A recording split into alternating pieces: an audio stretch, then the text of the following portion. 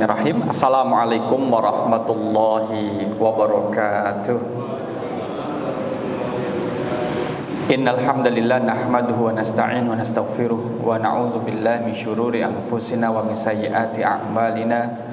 May yahdihillahu fala mudilla lahu wa may yudlil fala hadiyalah. Asyhadu an la ilaha illallah wahdahu la syarika lah wa asyhadu anna Muhammadan abduhu wa rasuluh la nabiyya ba'da. Allahumma shalli wa sallim ala nabiyyina wa rasulina Muhammad sallallahu alaihi wasallam wa ala alihi wa ashabihi wa man tabi'ahu bi ihsani ila yaumiddin. Amma ba'du.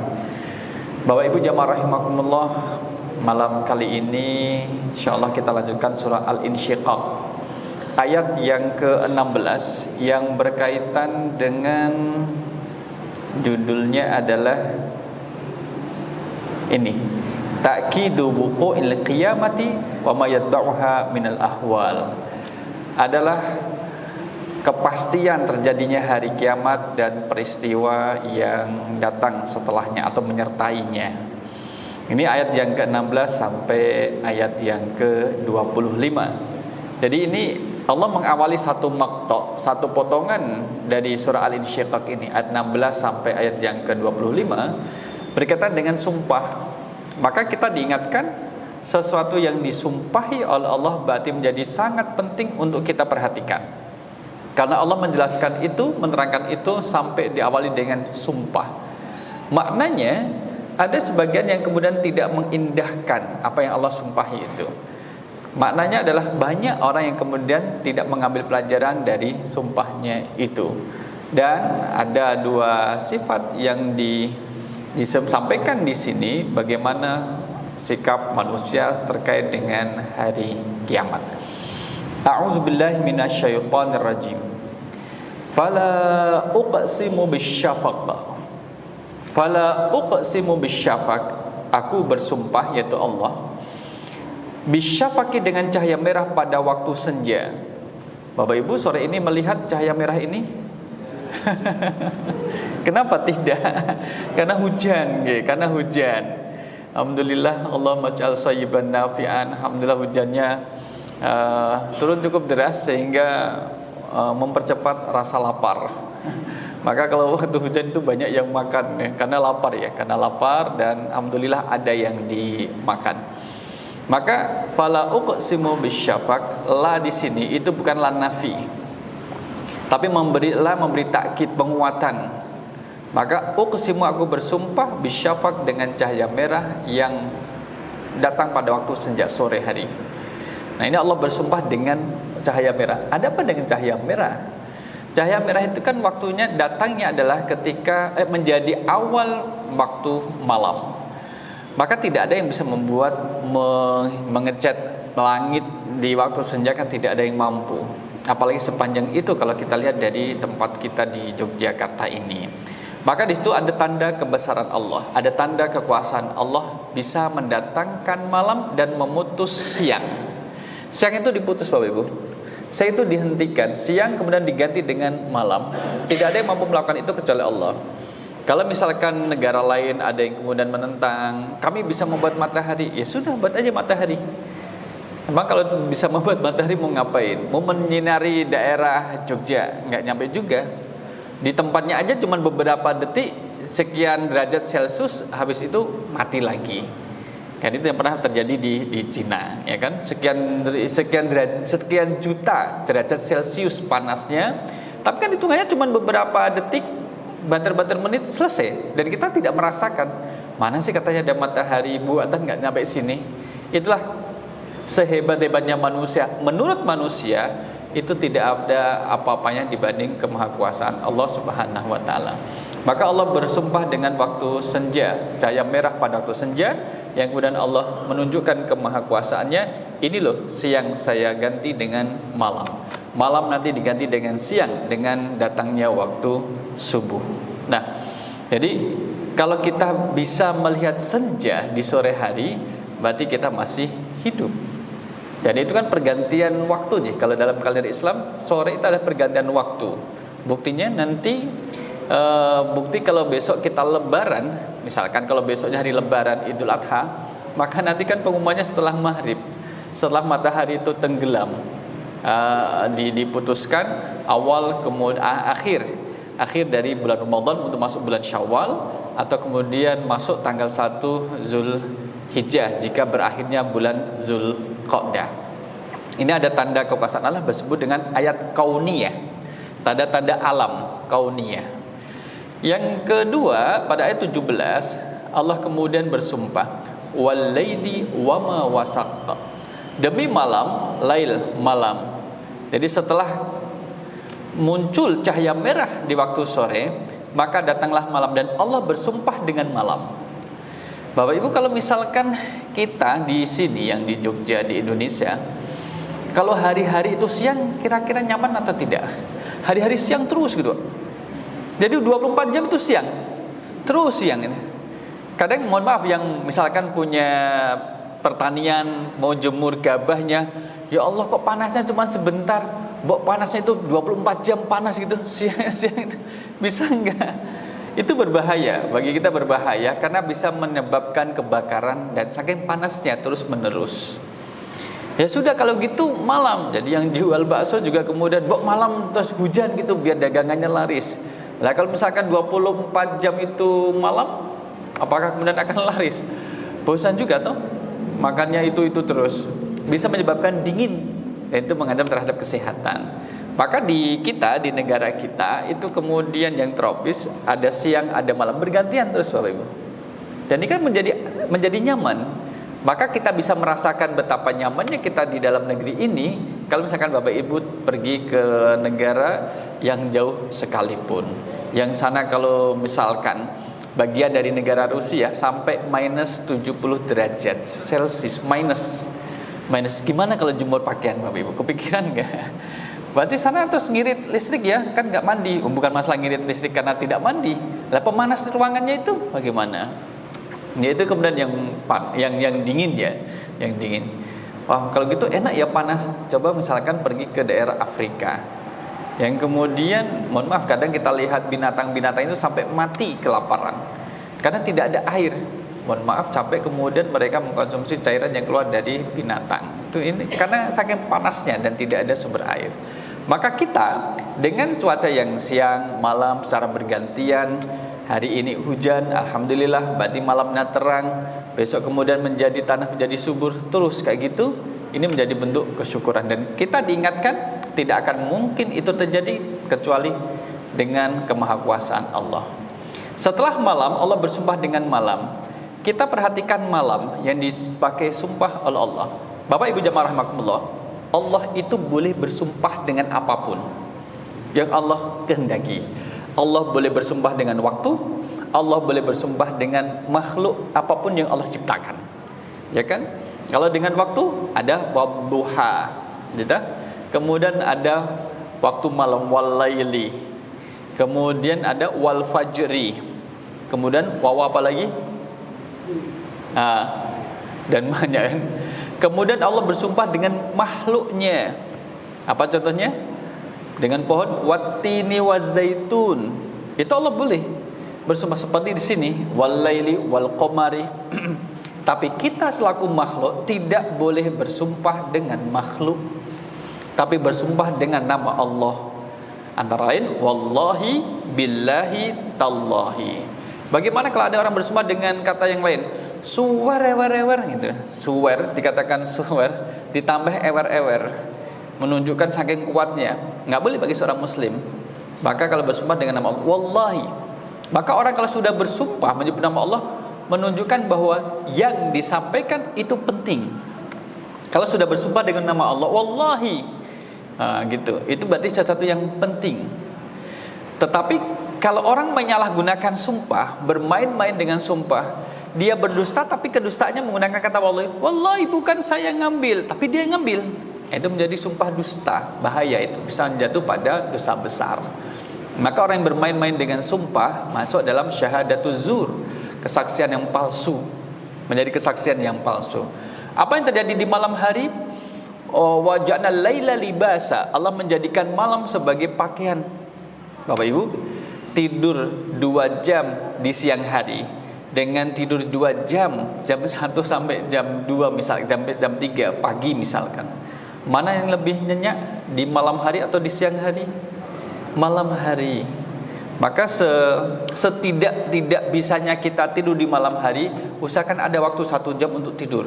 Karena dalam tubuh kita kemudian ada hormon, kemudian ada sesuatu yang akan lebih maksimal kinerjanya, membawa manfaat bagi tubuh kita kalau kita istirahat di malam hari. Justru kalau misalkan kita beraktivitas, dia malah tidak maksimal kinerja di dalam tubuh kita. Wal laili. Kemudian ayat 18, wal qamari idza tasaqqar. Wal qamari, demi bulan. Bulan Bapak Ibu, apabila purnama. Ketika menjadi purnama, maka terlihat indah tidak? Dilihat dari kudian gitu, terlihat indah. Sampai kemudian Isa bin Musa itu pernah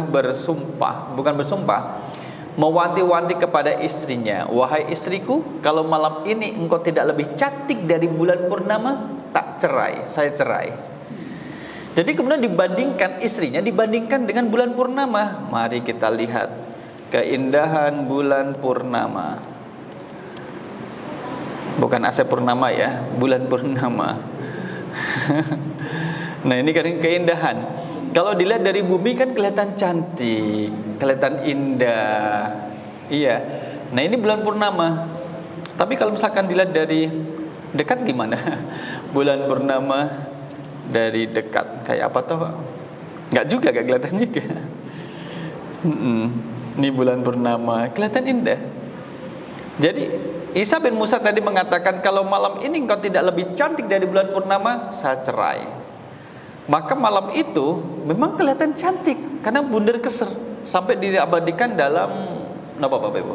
Dalam lagunya, tanggal 15 padang bulan, bulane bunder keser. Loh, jangan-jangan cuma saya aja yang tahu lagunya. Kanan kirinya itu banyak ulama. Maka meminta pendapat ulama, wahai ulama, bagaimana pendapat kalian? Apakah jatuh cerai atau tidak? Maka ulama dari mazhab Syafi'i, kemudian Maliki, kemudian Hambali itu mengatakan jatuh cerai oleh khalifah. Karena menjadi kayak bahasanya adalah talak cara kiasan. Kalau malam ini engkau tidak lebih cantik dari bulan purnama, saya cerai. Misalkan dalam contoh yang lain, seorang suami bilang pada istrinya, wahai istriku, kalau kamu sampai masuk ke warungnya Mang Udin, nah contohnya ya, Mang Udin, tak cerai kamu. Ternyata istrinya masuk ke warungnya Mang Udin. Jadi jatuh cerai gitu. Tapi ada satu ulama dari mazhab Hanafi, dia tetap diam. Dan kemudian ditanya, wahai ulama mazhab Hanafi, bagaimana pendapatmu? Jatuh cerai atau tidak? Sudah 3 ulama yang mengatakan cerai, tinggal 1. Nah, kebenaran dalam Islam itu bukan bersifat demokratis Bapak Ibu. Bukan suara terbanyak itu yang menjadi benar. Tidak. Kebenaran kalau sedikit pendukungnya tetap benar. Salah kalau misalkan banyak pendukungnya tetap salah. Itu dalam Islam. Bukan kayak hukum demokrasi. Nah, ulama Hanafi kemudian membacakan ini surah At-Tin ayat keempat. A'udzubillahi minasyaitonirrajim. Laqad khalaqnal insana fi ahsani taqwim. Sungguh kami benar-benar telah menciptakan manusia dalam bentuk yang sebaik-baiknya. Manusia makhluk, bulan juga makhluk. Maka antara bulan dengan manusia, manusialah yang lebih baik. Tidak mungkin bulan purnama melebihi keindahan dari manusia. Jatuh cerai atau tidak Bapak Ibu? Jatuh cerai atau tidak? Tidak. Maka tidak jatuh cerai, sehingga dihukumi tidak jatuh cerai. Karena dengan ayat ini tidak ada ciptaan Allah, makhluk sama makhluk kemudian melebihi dari bentuknya manusia. Ya, nah inilah kembali ke sini tadi.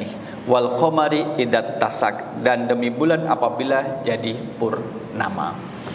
Masih ingat ketika bulan terbelah menjadi 2? Ini bulan terbelah menjadi 2. Tahun ini terjadi ada kejadian apa saja? Tahun 600-an Masehi atau masuk di awal 700 itu disebutkan di situ adalah bulan pernah ada 2 bulan. Pernah ada 2 bulan. Pernah terjadi satu malam itu ada 2 bulan. Pernah ada 2 bulan. Dan itu kalau kita kaitkan dengan kisah Nabi SAW menggerakkan jarinya pada bulan sebagai bukti kenabiannya di depan orang kafir Quraisy, maka tahunnya sama. Tahun peristiwa di mana Nabi kemudian membelah bulan menjadi dua atas izin Allah sebagai bukti kenabian dengan yang disebutkan dalam ensiklopedia itu sama. Jadi apa yang terjadi pada masa lampau terekam dalam sejarah. Wal qamari idza tasak, demi bulan apabila jadi purnama. La tarkabunna tabaqan an tabaq. Sungguh ada nun taukid. Kamu benar-benar akan menjalani tingkat demi tingkat dalam kehidupan. Tabaqan tingkat an tabaqin, demi tingkat dalam kehidupan. Maksudnya bagaimana? Ini bisa kita kaitkan bahwa tingkat demi tingkat adalah perkembangan dari setetes mani, kemudian menuju kelahiran, anak-anak, remaja, dewasa, tua, dan perkembangan dari hidup menuju mati, kemudian dibangkitkan kembali. Di dalam surah Al-Baqarah, jika bisa kita lihat ayat 28, kita cek. Ya, kita cek ayat 28. Kaifa takfuruna billahi wa kuntum amwatan fa ahyaakum thumma yumitukum thumma yuhyikum thumma ilaihi turja'un. Bagaimana kamu ingkar kepada Allah? Kok bisa-bisanya ya kamu itu ingkar kepada Allah? Artinya adalah tidak beriman. Ingkar di sini adalah tidak beriman, adalah kufur. Padahal kamu tadinya adalah mati. Wa kuntum amwatan. Mati itu dihukumi tidak ada. Fa ahyaakum, kemudian Allah menghidupkanmu. Jadi sekarang ini adalah proses tahapan kedua. Tsumma yumitukum, kemudian Allah mematikan kamu, ya. Kemudian nanti kita akan mati sesuai dengan ajal masing-masing. Tsumma yuhyikum, kemudian Dia akan menghidupkan kamu kembali. Tsumma ilaihi turja'un, hanya kepadalah kamu dikembalikan. Kalau kita perhatikan Bapak Ibu, di sini ada fa. Di sini menggunakan summa. Sama-sama konjungtor atau atof, penghubung, tapi beda-beda. Dari amwatan kepada fa'ahyakum itu kemudian menggunakan fa.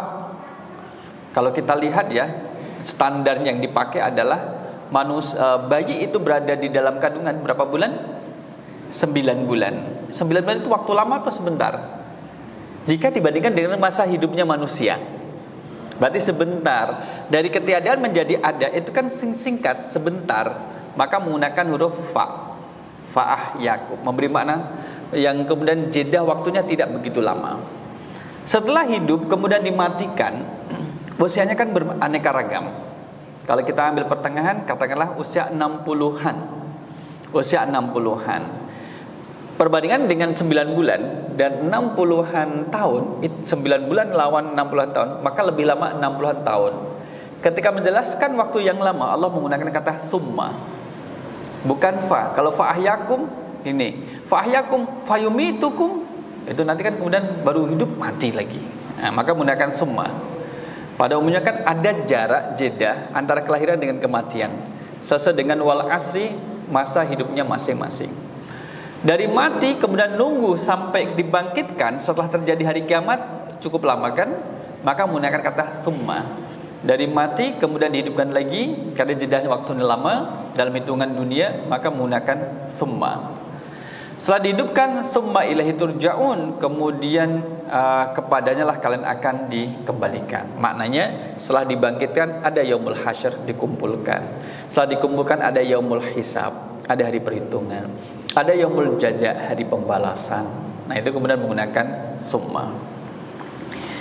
Nah, inilah menggambarkan tahapan-tahapan kehidupan kita, jamaah rahimakumullah, tingkat demi tingkat.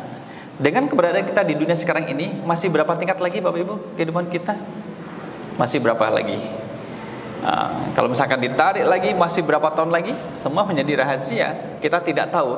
Tapi kalau mengejar terkait dengan tingkatannya, setelah kita dihidupkan, kita akan diwafatkan sesuai dengan ajal kita.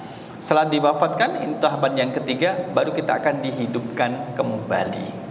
Jadi 4 tahapan. Semula kita tidak ada, pertama. Kemudian menjadi ada seperti sekarang ini. Kemudian yang ketiga, kita akan diwafatkan sesuai dengan ajal masing-masing. Kemudian yang keempat, kita akan dibangkitkan sebagaimana kita diciptakan. Maksudnya Allah mudah untuk membangkitkan sekalipun kita sudah menjadi makhluk yang bercampur dengan tanah, tapi Allah bisa mengembalikan. Fama lahum la yu'minun. Fama lahum la yu'minun. Kalau ayat 19 menunjukkan kemahakuasaan Allah yang manusia semula tidak ada, lam yakun syai'an madhkura, yang waktu itu belum tersebut karena belum berbentuk, sampai kemudian berbentuk. Allah berikan kenikmatan, kemudian Allah berikan ruh sehingga dengannya bisa beraktivitas. Allah berikan kesehatan, Allah cukupkan rizkinya, Allah cukupkan pernafasannya dan keperluan kebutuhannya. Lah, kenapa kemudian fama lahum la yu'minun? Mengapa kamu tidak mau beriman? Ini pertanyaan. Fama lahum la yu'minun? Kenapa tidak mau beriman? Kalau misalkan dalam hubungan manusia dengan manusia, seseorang yang kemudian kelaparan dipersilahkan istirahat, dikasih makan. Setelah makan didapati badannya ada yang luka, dibawa ke hospital, ke rumah sakit, diobati. Setelah sembuh kemudian mau pulang, orang ini yang ditolong mau pulang, nggak ada duit, kemudian dikasih uang, ya, kasih uang. Habis dikasih uang kemudian uangnya hanya cukup untuk beli tiket, tapi tidak ada perbekalan, dikasih bekal lagi. Dari kemudian pakaiannya yang sudah seminggu nggak ganti, kemudian dikasih pakaian yang baru lagi. Yang semula tidak bisa mandi karena tidak ada air, maka diberilah peralatan mandi sampai kemudian menjadi bersih. Ya, lah orang yang sudah ditolong sedemikian rupa, bilang terima kasih aja enggak, Bapak Ibu. Bilang terima kasih, atau misalkan makasih Pak, makasih Bu, cuman itu aja.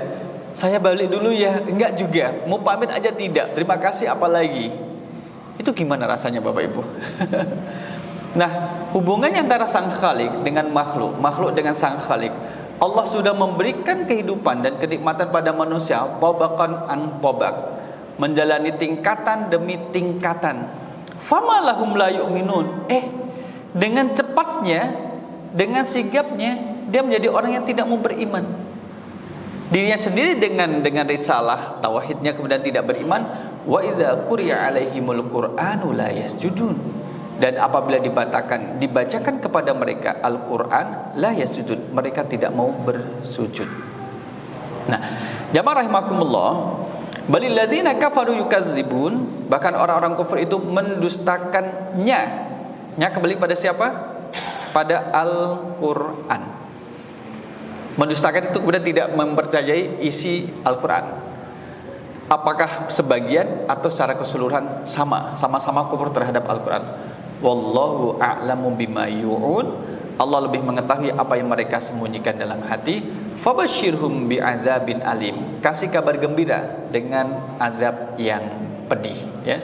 Illal ladzina amanu wa 'amilus salihati lahum ajrun ghairu mamnun. Kecuali bagi orang yang beriman lagi mengerjakan kebajikan, berilah, maka bagi merekalah pahala yang tidak putus-putus. Dari definisi dari terjemahan tadi di atas, jamaah rahimakumullah, kita mengetahui bahwa Allah di sini ba'da bayani ahwalin nas wa qisamhim.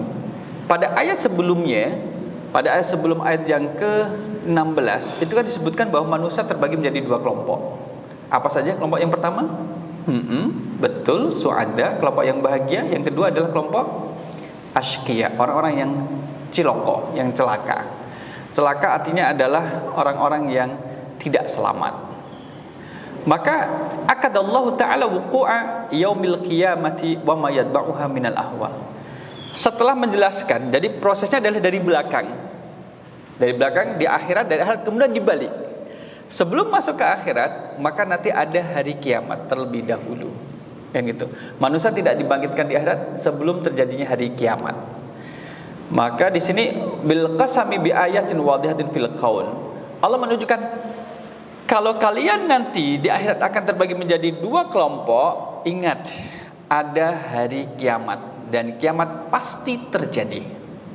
Salah satu bentuk kemujizatan Al-Qur'an menerangkan sesuatu yang belum terjadi pasti akan terjadi. Bapak Ibu kalau perhatikan ayat-ayat yang berkaitan dengan hari kiamat, itu Allah sampaikan dengan bentuk fi'lul madhi, kata kerja lampau. Peristiwanya adalah kata kerja lampau, padahal belum terjadi. Maka Sa'duddin Taftazani, Imam Sa'duddin Taftazani dalam kitab Mutawwalnya menyebutkan, kalau Al-Quran mengabarkan sesuatu yang belum terjadi dengan kata kerja lampau, seolah-olah itu sudah terjadi, maka maknanya sesuatu itu pasti akan terjadi. Pasti akan terjadi. Termasuk adalah hari kiamat ini. Maka setelah menjelaskan pasti akan terjadi hari kiamat, Allah menunjukkan kemahakuasaannya di alam yang bisa dilihat. Ini tanpa menggunakan alat yang canggih, itu bisa dilihat. Wa asyafqu, warna merah di waktu senja, kan bisa dilihat dengan kasat mata. Oh, kelihatan merah ya. Enggak merah, coklat. Nah, ya kamu kan terhalang sama tembok rumah, jadi kelihatan coklat. Maka keluarlah dari situ, naik ke rooftop, ke atas dari bangunan yang tinggi, nanti kelihatan. Oh iya betul. Walaili, dengan malam, itu sebagai tanda kemahakuasaan Allah, bisa mendatangkan malam dan bisa menyetop malam. Wal qamar, dan bulan. Dan syafaq adalah senja, kemudian malam, kemudian bulan. Ini kan 3 hal yang berurutan. Sore dulu, baru masuklah malam. Ketika sudah malam, keluarlah atau terlihatlah bulan. Bapak Ibu tahu olahraga apa yang tidak bisa dilakukan di malam hari? Catur bisa. Malam hari kan bisa catur. Kenapa Pak? Renang bisa, renang di malam hari. Betul. Lari pagi nggak bisa di malam hari. Kayak apapun lari pagi itu nggak bisa ada. Harus pagi hari. Dan nggak bisa di malam hari, harus di waktu pagi. Maka ala annal ba'tsa kainun la muhalah. Hari kebangkitan menjadi satu yang pasti, bukan sesuatu yang mustahil, bukan sesuatu yang susah bagi Allah. Wa annan nasa yata'arraduna li syada'idil ahwal. Maka nanti manusia akan melihat peristiwa yang luar biasa. Setelah mereka itu baik melihat, yang kan orang yang tidak beriman terhadap hari kiamat, akan Allah perlihatkan, ini loh hari kiamat yang kalian ingkari. Kemudian yang tidak percaya dengan hari akhirat dimunculkan dan diperlihatkan, ini loh akhirat yang kalian ingkari. Dengan keingkaran kalian terhadap akhirat, menjadi tidak bisa mengontrol perilaku, seenaknya saja, main kesana kemari. Yang kemudian Bapak Ibu kenal Sritek. Oh, Bapak. Sritek ini ya, Sritek yang disebutkan staf penyidik ketika lihat uang sekian ratus, 900 miliar itu sampai mau pingsan. Jadi coba uangnya. Wow. Yang kemudian miliaran. Masih nggak ketemu. Ini mah kecil sedikit. Yang sampai berplastik-plastik gitu Bapak Ibu. Kebayang nggak? Nggak kebayang ya, kita nggak bisa bayangin. Nah di sini kemudian jamaah rahimakumullah, kita lanjutkan lagi. Kok bisa ke sana tadi apa ya? Macam gini, orang kalau tidak yakin dengan hari kebangkitan, maka menjadi lost doll dalam berperilaku, nggak bisa mengontrol. Kita sebagai orang yang beriman kemudian bisa mengontrol perilaku kita dengan lihat bahwa setiap perbuatan kita akan dimintai pertanggungjawab. Gitu saja. Lah di dunia saja mempertanggungjawabkan apa yang sudah dilakukan, dilaporkan, itu juga kadang susah, apalagi di akhirat. Kalau di dunia kadang kemudian terus berkelit, belok kanan, belok kiri, kadang masih ketemu, masih ada yang tahu, masih kebongkar. Apalagi di akhirat semuanya akan terlihat jelas.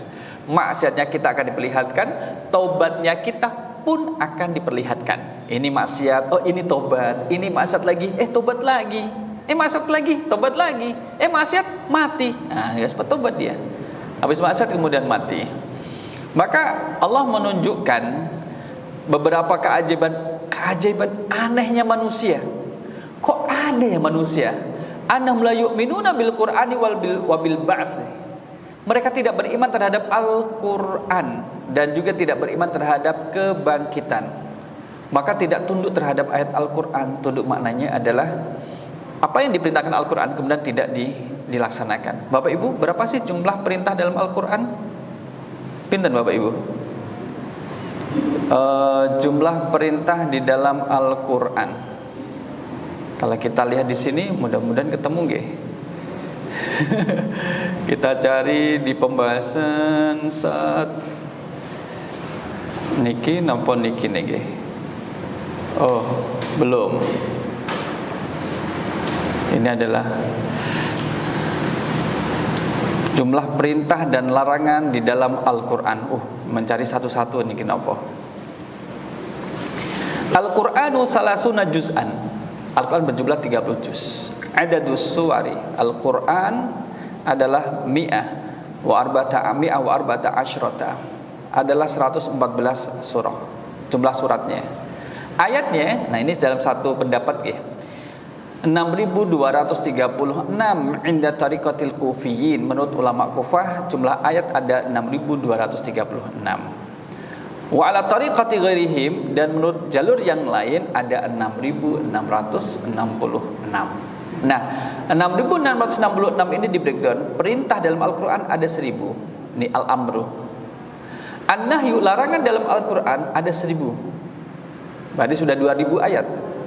Al-wa'du adalah janji Allah. Kalau al-wa'du merupakan janji Allah bagi orang-orang yang beriman, ada 1.000.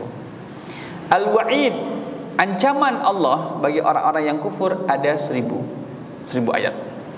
Al-qasas wal akhbar, kisah dan kabar, ada 1.000. Al-ibar wal amsal, ibrah dan juga perumpamaan, ada 1.000. Al-halal wal haram, halal haram dalam Al-Quran ada 500 ayat. Ad-du'a, doa dalam Al-Quran ada 100 ayat. Nah ini kan ada buku yang kemudian berisi tentang doa, 100 ayat dalam Al-Quran yang berisi tentang doa. An-nasikh wan mansuh ada 66. Jika ditotal maka ada 6.666. Kalau kita fokus pada yang pertama Bapak Ibu, perintah, 1.000 perintah. Kira-kira nggih, dari 1.000 ini pendekatan kirologi. Dari 1.000 ini berapa perintah yang sudah kita ketahui? Kira-kira baru tahu Bapak Ibu. Oh, saya tahu ini ada perintah A, perintah B, pinten Pak? Bisa kasih angka? Bantu kasih angka. Berapa Gifar? Yang baru ketahui saja Pak. Enggak harus dilakukan, tapi baru tahu. Oh, ada banyak ya, gitu. Kinten-kinten pinten Bu? Ajeng ditawar napa pripun? Nek 100 boten mungkin nggih. Ada tahu Pak 100 perintah dalam Al-Qur'an? Perintah salat, puasa, zakat, haji, sedekah, berinfak, birrul walidain, menyayangi keluarga, kemudian perintah nikah, kemudian perintah makan, minum, makan yang halal, perintah apa malih? 100 ada? 100 nggih. Jadi 100 ini, dari 100 ini yang sudah kita ketahui ada ilmunya. Berapa banyak yang sudah kita laksanakan dari 100? Kira-kira bertambah atau berkurang Pak? Berkurang. Kinten-kinten pinten Pak? Dilaksanakan 75? Nggih, 75. Dari 75 perintah yang kita laksanakan, berapa banyak dari 75 yang kita laksanakan sesuai dengan tuntunan Nabi sallallahu alaihi wasallam? Bukan asal menjalankan. Wah, nganu Pak Ustaz, 70 anjay 70 misalkan. Dari 70 ini berapa banyak yang terjaga keikhlasannya sampai sekarang? Kinten-kinten pinten? Wah, berkurang Pak Ustaz 60. Oke, 60. Kalau sampai wafat nanti kira-kira yang masih terjaga keikhlasannya berapa? Bukan gitu. Misalkan 60. Maka Allah hanya memberi pahala 50 amalan saja. Bukan 100. Bukan 100, bukan 75, bukan 70, 60, tapi 50 saja. Karena yang dilaksanakan dengan ikhlas. Tidak hanya sekedar melaksanakan perintah, tapi kemudian terjaga keikhlasannya. Gitu. Nanti belum lagi an-nahyu, larangan ini Bapak Ibu ada 1.000. Berapa banyak larangan dalam Al-Quran yang sudah kita ketahui? Gitu. Saya pernah ngitung ya, perintah ini di dalam Al-Baqarah saja itu kurang lebih ada 117 atau 18, kurang lebih. Dan bisa jadi berbeda kalau nanti yang melakukan penghitungan yang lainnya. Nah ini perintah ada 118 dalam surah Al-Baqarah. Belum nanti surah-surah yang lainnya. Dicari dan belum diteliti. Nah, kalau gitu gini aja Ustaz, cari buku yang berbicara tentang perintah dalam Al-Quran. Boleh. Coba kemudian kita cari bukunya, perintah-perintah dalam Al-Quran. Misalkan buku, ada enggak? Buku perintah-perintah dalam Al-Quran. Kalau tidak ada nanti kesempatan Bapak Ibu untuk menulis perintah dan larangan dalam Al-Quran. Ini cuma 100, Pak. Kalau ini cuma 100 perintah Allah dalam Al-Quran. Baru 100, masih kurang berapa? 900. Nah, ada kesempatan. Perintah dan larangan dalam Al-Quran, ayat-ayat larangan dan perintah dalam Al-Quran, pedoman menuju akhlak muslim. Kiai Haji, Allah alam nggak bisa terbaca. 101, nah ini lebih banyak. Kalau ini 100, nah ini 101. Jadi Bapak Ibu bisa menulis 102. Nah, tambah 1 dari 100 ini tambah 1 lagi, 1 ayat. Nanti ada 103. Nah gitu. Perintah larangan dalam Al-Quran. Ini cukup banyak, tapi kemudian Ibnu Abdul Hamid tidak ada jumlahnya. Ini 101. Baru-baru 101.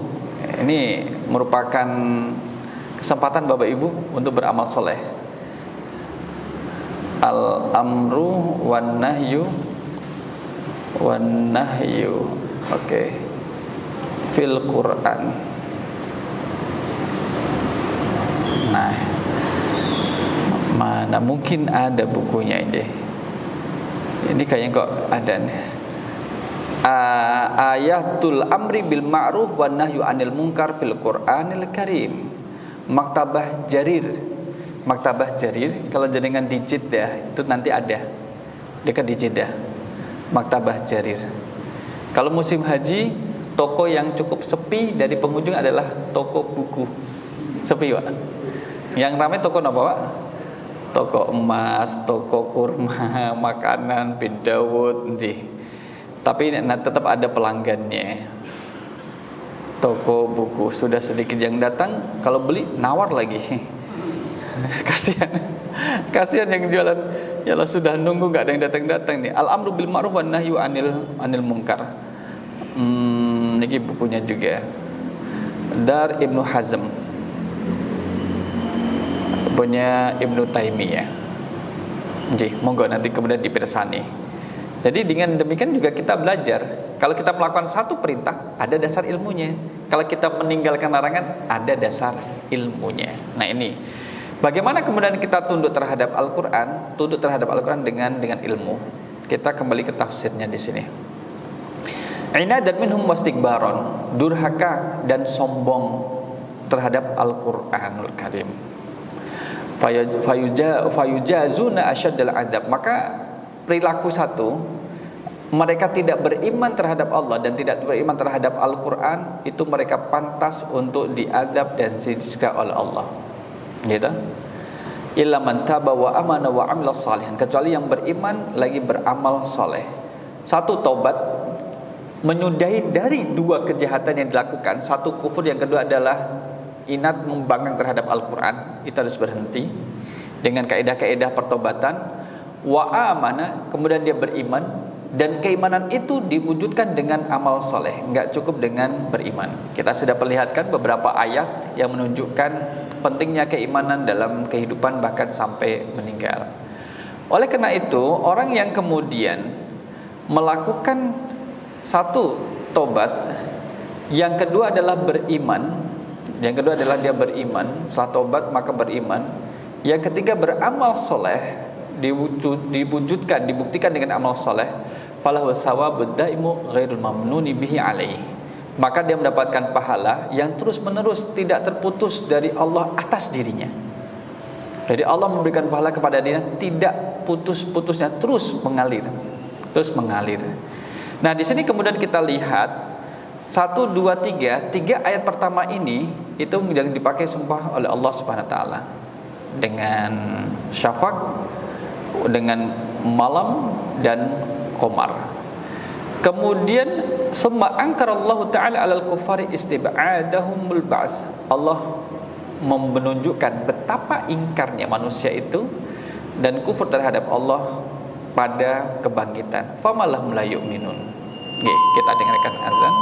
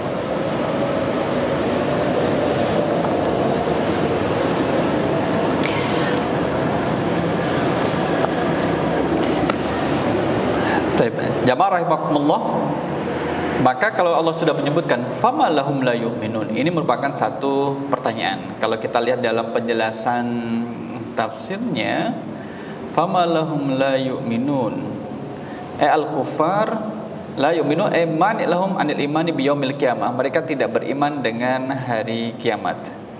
Mungkin di sini tidak disebutkan. Jadi aneh, sungguh aneh, ajaib manusia itu setelah sekian banyak diberi karunia oleh Allah kemudian beriman saja tidak. Kalau kita lihat dalam surah Quraisy, dalam surah Quraisy, falyabudu rabb hadzal bait. Kalau tidak mampu mensyukuri nikmat banyak yang Allah berikan kepada kalian wahai orang Quraisy, baik di waktu dingin maupun waktu panas, maka falyabudu rabb hadzal bait, hendaklah kamu menyembah Tuhan pemilik rumah ini, yaitu Ka'bah, yaitu menyembah Allah. Kalau kamu tidak bisa membalas semua kenikmatan yang Allah diberikan kepada kalian, balas aja dengan menyembah Allah, itu sudah bagian daripada kesyukuran. Nanti kemudian diikuti dengan amal saleh. Ini aja menyembah Allah saja tidak. Di sini famalahum la yu'minun. Jadi fa'isyai, ada apa dengan kalian ini? Famadza yamna'uhum 'anil imani bi sihhatil ba's wal qiyamah. Apa yang melarang, yang menghalangi kalian untuk beriman kepada hari kebangkitan dan juga kiamat? Beriman kepada Nabi Muhammad pun tidak. Beriman dengan yang diturunkan Al-Qur'an pun tidak. Dan juga sedangkan tanda-tanda kebesaran dan keberadaan Allah itu sudah ada. Kadang kemudian menggunakan salah gini, saya mau beriman kalau kamu tunjukkan di mana Allah kepada saya. Gimana nih Pak? Mau beriman tapi minta ditunjukkan Allah kepadanya di hadapannya. Datangkan Allah di sini saya baru beriman. Jawabnya gimana itu Pak? Gitu. Dia minta didatangkan dan diperlihatkan oleh Allah. Ya nanti Allah akan memberikan jawaban sendiri. Berarti dia pengen segera bertemu dengan Allah. Ya berarti adalah meninggal. Maka ini istifham ingkari. Istifham ingkari, famalahum la yu'minun. Bagaimana kalian kalau tidak beriman? Jadi bentuk pengingkaran, ta'ajub, kaget kok bisa ya. Ajabu minhum fi tarkil imani ma'hadil ayah. Sudah banyak kemudian tanda-tanda kemahakuasaan Allah, keberadaan Allah, tapi kemudian masih ingkar. Ini masih ingkar. Inilah hal-hal yang berkaitan dengan sikap orang-orang kafir. Ketika dibacakan ayat pada Al-Quran pada mereka, mereka tak sujud, tidak tunduk terhadapnya. Kalau pembahasan sujud tilawah ada sendiri ya. Jadi mereka tidak menunjukkan, malah kemudian mengejek. Dikatakan sebagai kisah cerita orang-orang terdahulu, asatirul awwalin, kumpulan cerita-cerita saja. Sehingga kemudian Nabi kadang diejek dengan tukang cerita, kemudian tukang sihir karena mengucapkan mantra-mantra. Al-Quran dikira mantra dan sejenisnya.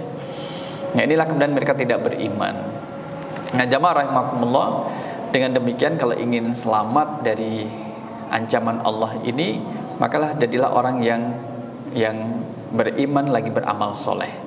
Tidak hanya cukup beriman saja, tapi juga beramal soleh. Karena sikap di atas itu kemudian ini, fabashirhum, kabar gembira. Loh, kabar gembira kan biasanya menyenangkan. Berilah mereka kabar gembira. Apa kabar gembiranya? Bi'adzabin alim. Jadi siksa yang pedih itu adalah kabar gembira bagi orang yang di atas tadi, tidak beriman dan kemudian tidak sujud terhadap Al-Quran. Itu kabar gembiranya. Kalau kabar gembiranya adalah adab yang pedih, terus kabar sedihnya apa? Maka ini kemudian menjadi ejekan dari Allah terhadap mereka. Allah menggunakan al-bisyarah, kabar gembira, allati hiya fil asli huwa wasar, sesuatu yang kemudian buruk, dan kemudian ini bentuk istihza. Allah mengejek mereka. Ini loh, kalau ingin, ini loh kabar gembira untuk kalian apa? Dikira mereka akan selamat di akhirat, ternyata mendapat azab yang pedih. Inilah surah Al-Insyiqaq, dibuka dengan kemahakuasaan Allah di dalamnya dan diakhiri dengan perintah untuk beriman lagi beramal soleh. Karena itu menjadi sebab Allah sayang dan cinta kepada kita baik di dunia maupun di akhirat, dan semoga kita diwafatkan dalam keadaan husnul khatimah. Amin ya rabbal alamin. Maka ibu bapak jamaah rahimakumullah, dengan berakhirnya surah Al-Insyiqaq ini insyaallah kita akan lanjutkan pada surah Al-Mutaffifin pada pertemuan yang akan datang insyaallah. Baik, kita cukupkan dengan doa kafaratul majlis. Subhanakallahumma wa bihamdika asyhadu an la ilaha illa anta astaghfiruka wa atubu ilaik. Aqulu qouli hadza astaghfirullah li wa lakum. Wassalamualaikum warahmatullahi wabarakatuh.